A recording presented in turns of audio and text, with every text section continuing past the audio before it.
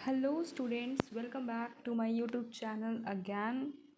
यार देखो, मैं पिछली वीडियो में ना पूरा फीमेल रिप्रोडक्टिव सिस्टम कवर नहीं कर पाई थी। I am really very sorry for that.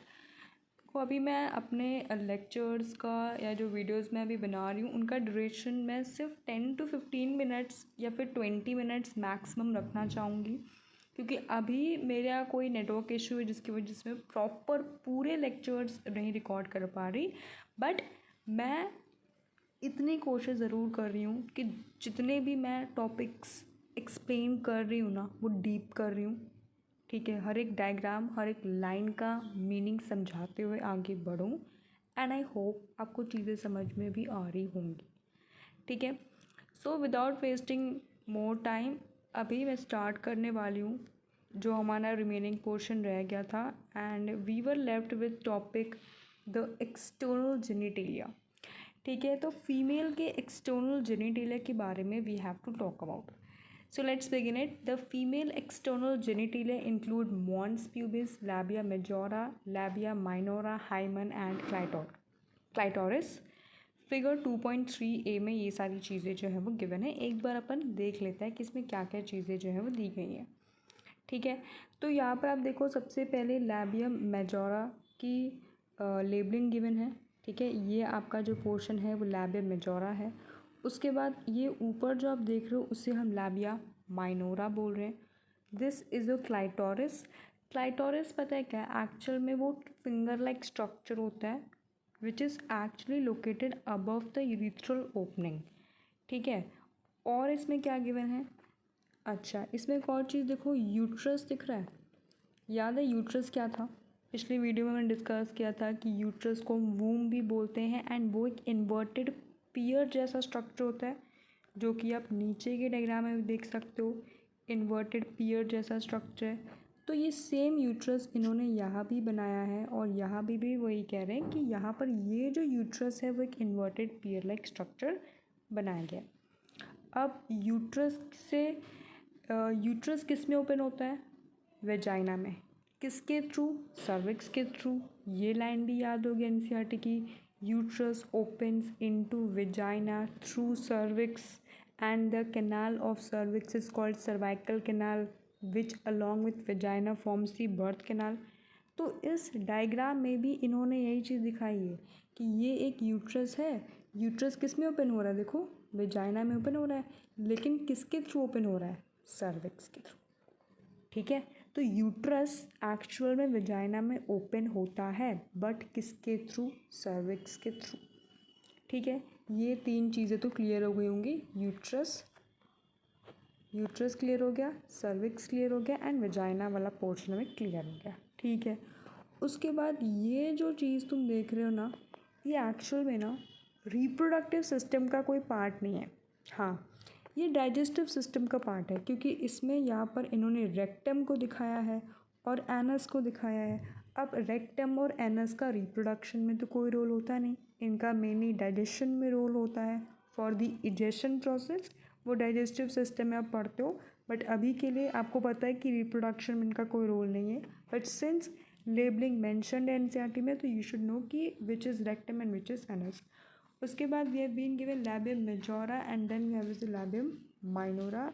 These are the coverings of the mons pubis, जो कि आगे मेंशन है एक्सटर्नल जेनिटेलिया में।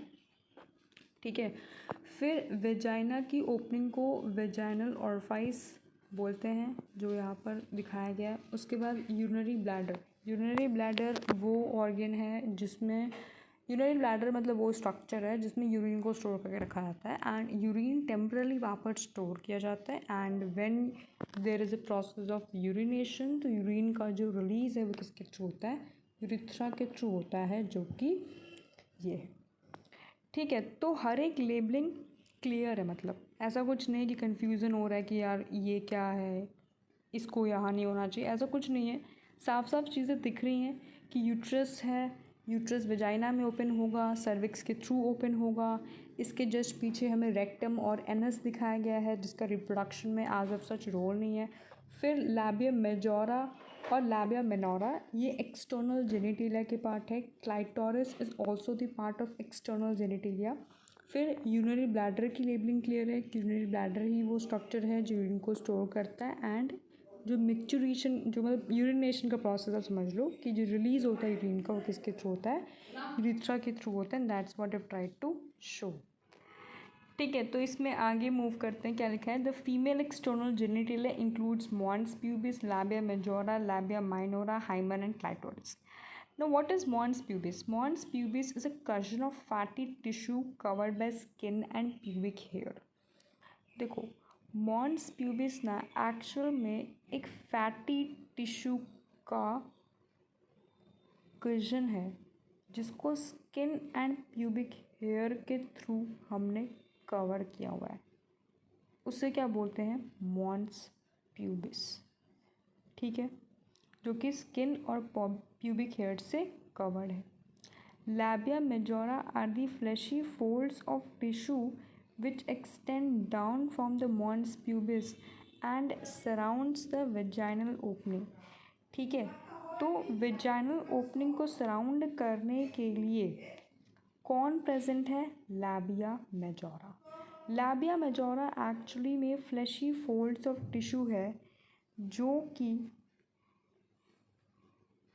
एक्सटेंड करती है down from the mons pubis, यानी कि मॉन्स प्यूबिस से इस तरीके से जो लैबिया मेजोरा है वो एक्सटेंड करती है, एंड वो एक तरीके से यहाँ पर वेजाइनल की ओपनिंग को सराउंड करती है। ठीक है, अभी मैं इसका आपको एक प्रॉपर डायग्राम दिखाऊंगी जो मैंने खुद यूज़ किया है आप लोगों के लिए एक्सप्लेनेशन के लिए। वो चीज़ डायग्राम वो एनसीईआरटी में नहीं दिया है ना, कि आपको याद भी नहीं करना, ठीक है, बट आप उसको देखोगे ना तो आपको चीज़ें थोड़ी और ज़्यादा क्लियर होंगी। आपको पता चलेगा कि हाँ भाई ये मॉन्स प्यूबिस है, इसमें ये इस तरीके से प्यूबिक हेयर जो है वो प्रेजेंट है।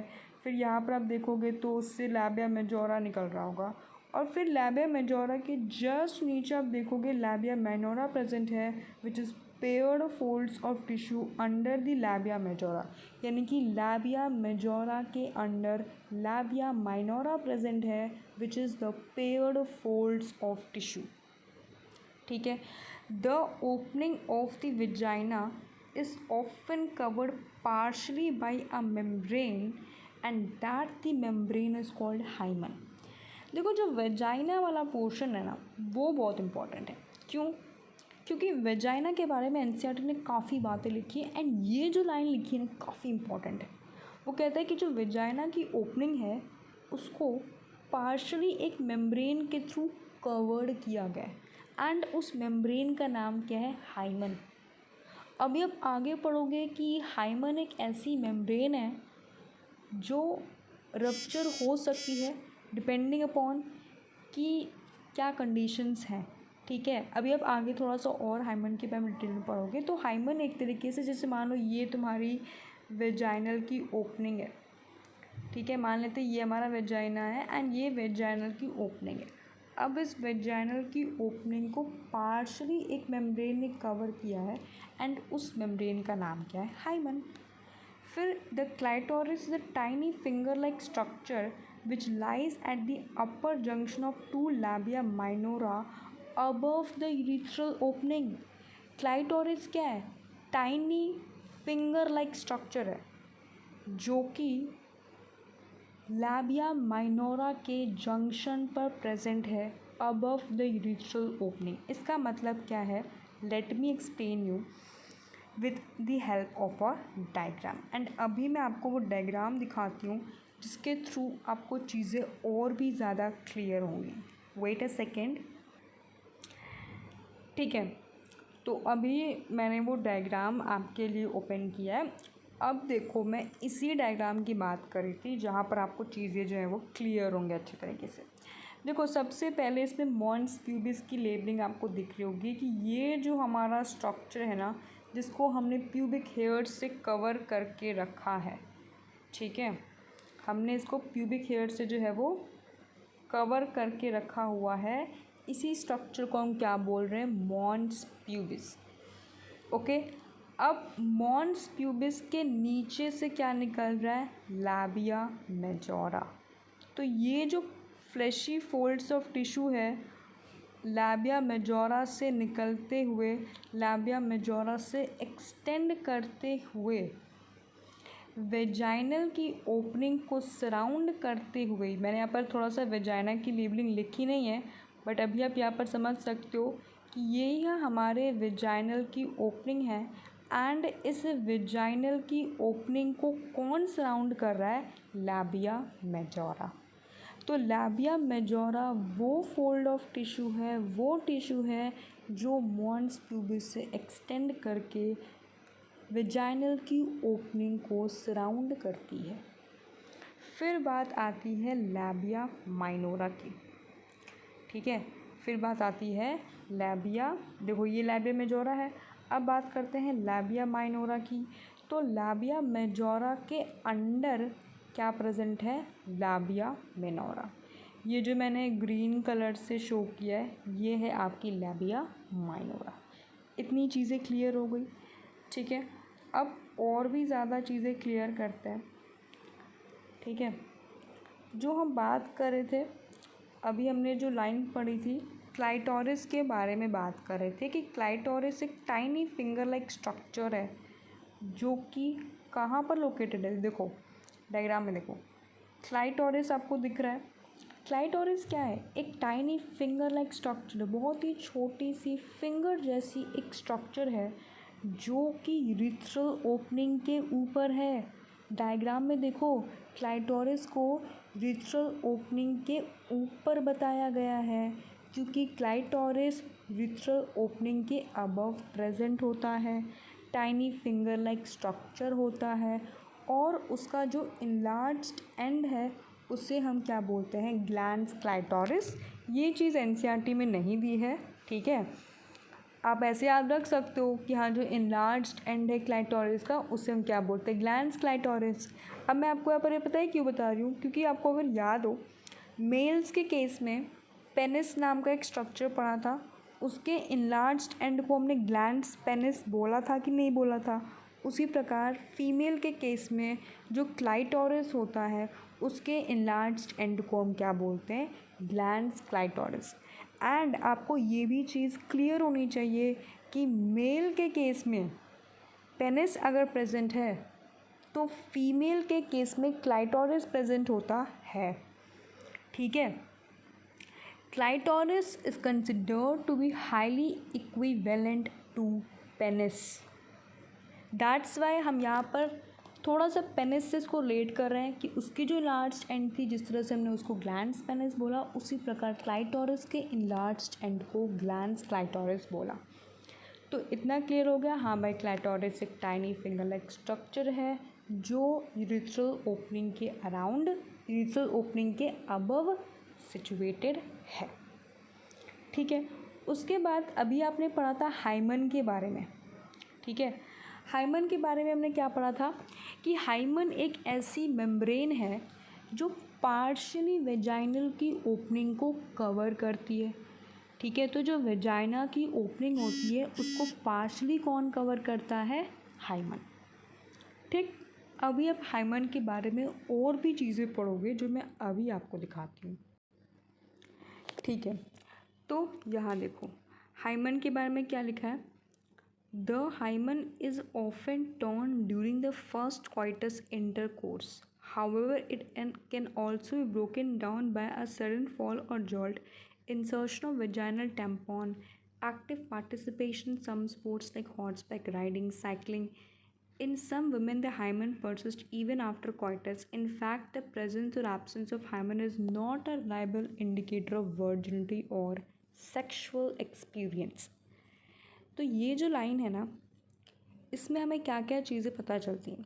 देखो, हाइमन मेम्ब्रेन है जो वेजाइनल की ओपनिंग को पार्शली कवर कर रहा था, लेकिन ये जो हाइमन है ये ऑफन टॉर्न हो सकता है, मतलब ब्रेक हो सकता है, फट सकता है कब? फर्स्ट क्वाइटस के टाइम, जब एक मेल एंड फीमेल के बीच में फर्स्ट क्वाइटस हो रहा है, इंटरकोर्स हो रहा है, उस टाइम पर जो फीमेल की वेजाइनल की ओपनिंग है हाइमन, वो हो सकता है कि टॉर्न हो जाए, ज़रूरी नहीं है कि टॉर्न हो ही जाए, ऑफन टॉर्न, ठीक है। फिर ज़रूरी नहीं कि फर्स्ट क्वाइटस इंटरकोर्स की वजह से ही हाइमन ब्रेक हो। हाइमन को ब्रेक करने के कई सारे रीजंस हो सकते हैं, जैसे कि it can also be broken down by sudden fall या फिर जॉल्ट की वजह से। आप वेजाइनल टैम्पॉन अगर इंसर्ट करो तो भी हो सकता है हाइमन टूट जाए, या किसी भी स्पोर्ट्स में आपका बहुत ज़्यादा एक्टिव पार्टिसिपेशन है, जैसे हॉर्स बैक राइडिंग, है ना, तो इन सब चीज़ों की वजह से भी हाइमन ब्रेक कर सकता है। And in some women the hymen persist even after coitus. Coitus के बाद भी हाइमन परसिस्ट कर सकता है। परसिस्ट मतलब स्टेज, मतलब वहीं पर जहाँ था वहीं पर है। इसका मतलब क्वाइटस के बाद भी हो सकता है हाइमन टूटे ही ना, जैसा था वैसा ही है अभी भी। In fact, the presence or absence of hymen is not a reliable indicator of virginity or sexual experience, and ये एक बहुत ही तगड़ी लाइन है। मतलब ये लाइन हमें ये बताती है कि किसी भी फीमेल के अंदर अगर हाइमन प्रेजेंट है, ठीक है, या फिर अगर उसमें नहीं प्रेजेंट है, तो हाइमन की प्रेजेंस और एब्सेंस को देखकर आप नहीं बोल सकते कि वो फीमेल वर्जन है या उसने कभी सेक्सुअल एक्सपीरियंस किया होगा, ठीक है। क्योंकि हो सकता है उसने क्वाइटस किया हो बट उसका हाइमन ब्रेक ना हो, तो किसी के हाइमन की प्रेजेंस और एब्सेंस को देखकर आप इस चीज़ पर रिलाई नहीं कर सकते। रिलायबल इंडिकेटर मतलब क्या, ये चीज़ आपको एक तरीके से इंडिकेट नहीं कर सकती, एक तरीके से आपको सबूत नहीं दे सकती कि हाँ भाई उस फीमेल ने सेक्सुअल एक्सपीरियंस किया है कि नहीं किया। हाइमन के बेसिस पे आप उस फीमेल को नहीं बोल सकते किसने क्वाइटस किया है कि नहीं किया है, उसने वो वर्जिन है या नहीं है, ठीक है। सो प्रेजेंस और absence of hymen is not a reliable indicator of virginity और सेक्सुअल एक्सपीरियंस, ठीक है। तो ये लाइन हमें ये एक्सप्लेन कर रही है कि हाइमन ज़रूरी नहीं है कि क्वाइटस के टाइम ही टर्न हो। क्वाइटस के टाइम टर्न हो भी सकता है, नहीं भी टर्न हो सकता है किसी और रीज़न की वजह से टर्न हुआ हो, जैसे एक्टिव पार्टिसिपेशन है किसी स्पोर्ट्स में, वेजाइनल टैम्पॉन के इंसर्शन की वजह से हुआ हो।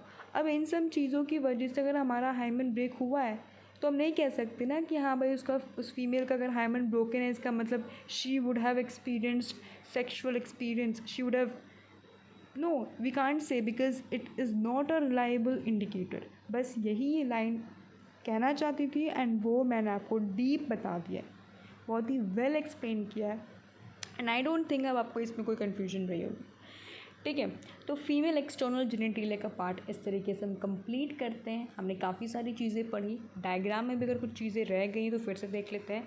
देखो, लैबिया मेजोरा, लैबिया माइनोरा, वही सारी चीज़ें, क्लाइटोरिस प्रेजेंट है, वेजाइनल ऑरिफिस प्रेजेंट है, ठीक है। तो ये डायग्रामेटिक सेक्शनल व्यू था फीमेल पेल्विस का, जो कि फीमेल के रिप्रोडक्टिव सिस्टम को दिखा रहा है। अब हम थोड़ा सा आगे मूव ऑन करेंगे एंड ये हमारा एक पैराग्राफ बचा पड़ा है जिसको हम कंप्लीट करेंगे, तब जाके हमारा फीमेल रिप्रोडक्टिव सिस्टम आज कंप्लीट हो जाएगा। सो ये मैमरी ग्लैंड्स के बारे में। Functional mammary gland is characteristic of all female mammals. देखो, मैमरी ग्लैंड हर किसी में प्रेजेंट होता है, हर मैमल में है, बट वो फंक्शनल किस में होता है, फीमेल मैमल्स में, मेल में नहीं होता फंक्शनल, ठीक है। The mammary glands are paired structures breast that contain glandular tissue and variable amount of fat। तो mammary glands paired structures होते हैं, ठीक है, उसमें glandular tissue present होता है and variable amount of fat present होता है, ठीक है। हर एक इंडिविजुअल में जो फैट का अमाउंट है वो वेरी कर सकता है। The glandular tissue of each breast is divided into 15-20 memory lobes. अब इसको भी समझने के लिए आपको डायग्राम देखना पड़ेगा, जो कि यहाँ पर एनसीईआरटी ने दिया है। देखो, मैमरी लोब्स की बात की गई है, तो ये जो स्ट्रक्चर आप देख रहे हो ना, ये मैमरी लोब्स हैं। कितने मैमरी लोब्स प्रेजेंट होते हैं, 15-20 memory lobes in each breast, यानी कि हर एक ब्रेस्ट में 15 से 20 मैमरी लोब्स प्रेजेंट हैं। और ये मैमरी लोब्स पता है क्या है, कुछ नहीं है, ये ग्लैंडुलर टिश्यू का ही तो पार्ट है। ग्लैंडुलर टिश्यू जो ब्रेस्ट में प्रेजेंट होता है उसी को तो हमने 15 to 20 मैमरी लोब्स में डिवाइड कर दिया। फिर इस मैमरी लोब्स के अंदर क्या प्रेजेंट है, it contains clusters of cells called alveoli. Alveoli नाम की सेल्स वो कंटेन करता है मैमरी एल्वियोलस, मतलब एल्वियोलाई नाम की वो सेल्स जो मैमरी लोब्स के अंदर प्रेजेंट हैं। एंड ये जो सेल्स हैं वो मिल्क सीक्रेट करती हैं which is stored in the cavities lumens of the alveoli. तो यहाँ पर जो एल्वियोलाई आप देख रहे हो ये लंग्स वाली एल्वियोलाई की बात नहीं हो रही, यहाँ पर मैमरी ग्लैंड्स की बात हो रही है। मैमरी लोब्स के अंदर कुछ क्लस्टर्स ऑफ सेल्स, मतलब सेल्स का एक ग्रुप है एंड उन ग्रुप ऑफ सेल्स को हमने बोला एल्वियोलाई, जो कि मिल्क सिक्रीट करती हैं। एंड जो भी मिल्क वो सिक्रीट करती हैं वो उन्हें कहाँ स्टोर करके रखती हैं, अपने ल्यूमेन में, अपनी कैविटीज़ में। The alveoli open into mammary tubules, यानी कि जो आपकी एल्वियोलाई है वो मैमरी टिब्यूल्स में ओपन होंगी। फिर टिब्यूल्स जो हैं हर एक लोब का जॉइन करेगा to form a mammary duct. तो यहाँ पर आप फिर से डायग्राम पर देख सकते हो कि यहाँ पर इन्होंने मैमरी डक्ट मेंशन किया है, मैमरी टिब्यूल नहीं दिखाया। ठीक है, हमें चीज़ें समझ में आ रही हैं कि हाँ भाई मैमरी लोब्स थे, मैमरी लोब्स को हमने मैमरी एल्वियोलस में डिवाइड किया, फिर मैमरी एल्वियोलस जो है वो मैमरी टिब्यूल्स में ओपन हुआ एंड फिर मैमरी टिब्यूल्स जो है वो किस में ओपन हुआ, मैमरी डक्ट में। इसमें एक ना सीक्वेंस वाला क्वेश्चन आता है, ठीक है, नीट के पॉइंट ऑफ व्यू से भी बहुत इंपॉर्टेंट है कि वो सीक्वेंस पूछता है, आया भी है कि सबसे पहले क्या आएगा, तो सबसे पहले मैमरी लोब्स आएंगे, फिर एल्वियोलस आएंगे, फिर टिब्यूल्स आएंगे, फिर डक्ट्स आएंगे, फिर आपके ampulla and then we have is the lactiferous duct. ये एक इंपॉर्टेंट क्वेश्चन है इस टॉपिक से रिलेटेड।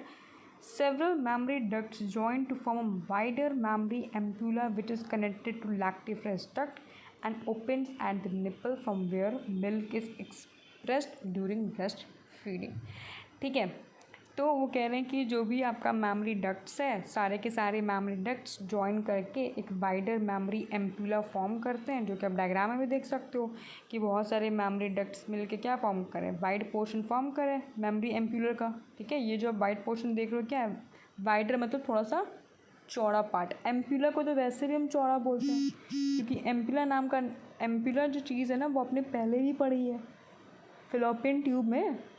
फिलोपियन ट्यूब का जो वाइडर पार्ट है उसको भी तो हमने एम्प्यूला बोला था, तो वही चीज़ है यहाँ पर भी उस वाइडर पार्ट को हम क्या बोल रहे हैं, मैमरी एम्प्यूला बोल रहे हैं। फिर मैमरी एम्प्यूला किस में ओपन हो रहा है, लैक्टिफरस डक्ट में, एंड फिर सारे के सारे लैक्टिफरस डक्ट कंबाइन करके निपल फॉर्म कर रहे हैं एंड ये निपल ही वो पोर्शन है जिसके through milk is sucked out. ठीक है, एरियोला क्या होता है, एरियोला वो लाइटिश ब्राउनिश पिंक कलर का स्किन होता है जो कि अराउंड द निपल प्रेजेंट होता है। ठीक है, तो वो चीज़ है तुम्हारी एरियोला। उसके बाद ये आप देख सकते हो रिब्स मेंशंस हैं, muscles which nerves and pectoralis major muscle. तो ये एक डायग्रामेटिक सेक्शनल व्यू था जिसमें एटलीस्ट अपने को ये सारी लेबलिंग्स जो है वो तो क्लियर हो गई कि मैमरी लोब्स क्या है, मैमरी डक्ट क्या है। लैक्टिफरस डक्ट जो है वो ओपन होता है निपल पे, through which milk is expressed during breast feeding. तो जो मैमरी ग्लैंड का टॉपिक है इसमें आप ये याद रखो कि functional mammary gland female mammals का कैरेक्टरिस्टिक है, मेल का नहीं है, याद रखना। ठीक है, दूसरी चीज़ इसमें वेरिएबल अमाउंट ऑफ फैट है, ग्लैंडुलर टिश्यू है, 15 से 20 मैमरी के लोब्स हैं। मैमरी की लोब्स जो हैं वो क्लस्टर्स ऑफ सेल्स कंटेन करती हैं जिसे बोलते हैं मैमरी की एल्वियोलस, एंड फिर मैमरी की एल्वियोलस मिल्क सिक्रीट करती हैं जो कि एक्चुअल में उनके कैविटीज़ या ल्यूमेंट्स में स्टोर होती हैं। एंड फिर मैमरी के एल्वियोलस के कॉम्बिनेशन से बनता है मैमरी की टिब्यूल्स।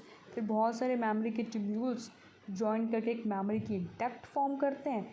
फिर वो जो मैमरी की डक्ट होती है वो एक वाइडर पोर्शन में ओपन होता है जिसे बोलते हैं मैमरी का एम्प्यूला, एंड फिर मैमरी का एम्प्यूला ओपन होता है लैक्टिफरस डक्ट में, एंड लैक्टिफरस डक्ट ओपन होता है निपल में जिसके through milk is sucked out.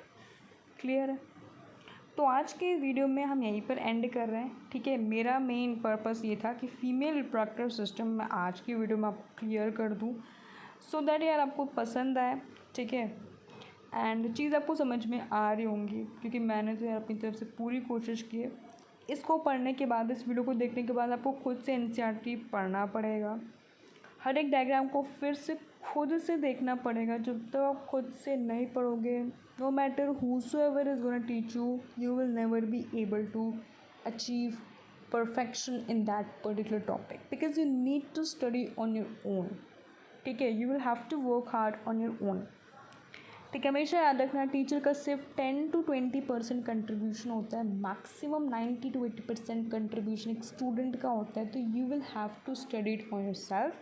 मैंने NCERT की डिटेल्ड एक्सप्लेनेशन दी है, ताकि आपका कोई कन्फ्यूजन हो, डाउट हो, या आप इस चैप्टर को पहली बार पढ़ रहे हो तो भी आपको चीज़ें बहुत अच्छी तरीके से समझ में आ जाए। कोई डायग्राम की लेबलिंग अभी तक आपको नहीं समझ में आए, वो भी समझ में आ जाए। ठीक है, तो बस मैं इतना ही कहना चाहूँगी। होप आपको आज का सेशन अच्छा लगा हो। I hope you would like and subscribe it. Thank you so much.